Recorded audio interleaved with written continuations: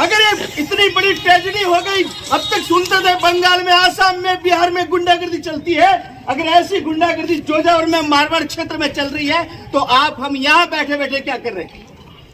और अगर केस का समाधान क्या है? केस का समाधान लोग कहेंगे संविधान कहेगा पुलिस में है, कानून में है, तो पुलिस वाले यहाँ क्यों नहीं है? वो पुलिस वाले यहाँ क्यों नहीं है? कौन है थानेदार? यहाँ के लाकर बिठाओ बीच में और उसको पूछो।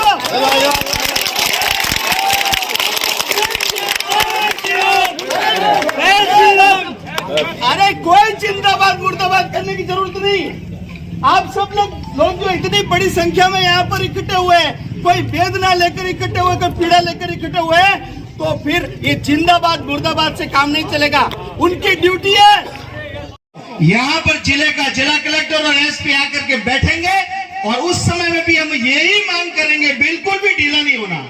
उस समय में भी उनको यही मांग करेंगे, एक तो हमारे यहाँ का वर्तमान में जो एसएचओ है, जो थानेदार है हमीर सिंह, उसको तत्काल प्रभाव से निलंबित करो। ताली नहीं, ताली नहीं, ताली नहीं। आज की शोक सभा में ताली बिल्कुल नहीं, सब बड़े बुजुर्ग कह चुके। लेकिन मैं आज से नहीं, पिछले 1 साल से देख रहा हूं, 1 साल से जब से ये थानेदार है, यहाँ पर भ्रष्टाचार और बेईमानी और गुंडागर्दी का नंगा नाच चल रहा है। और यही बात अभी डाउ सिंह जी कह करके, यही बात मैं कह रहा हूं, सबसे पहले अपराध की इस जड़ को सस्पेंड करो।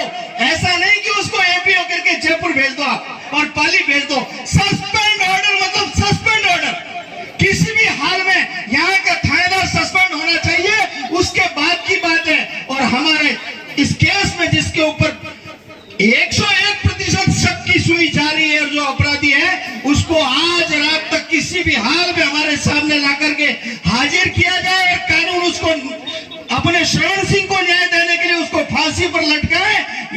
ये मुआवजे की बात है, नौकरी दिलाने की बात है, सब बात की बात है। और नेता लोग उसको कितना 2-2, 3-3 साल तक आगे खिसकाते हैं, उसकी चिंता मत करो, वो सब हो जाएगा। लेकिन सबसे पहली बात है, इस प्रकार के भ्रष्टाचारी पुलिस वालों को जोजावर में और सिरियारी में रहने का हक नहीं है। पहली बात तो ये। और दूसरी बात, हमारा जो ये भाई है ना, इस भाई को न्याय दिलाने के लिए अपनी ताकत के अंतिम सांस तक लड़ने का मादा रखना बंधुओं।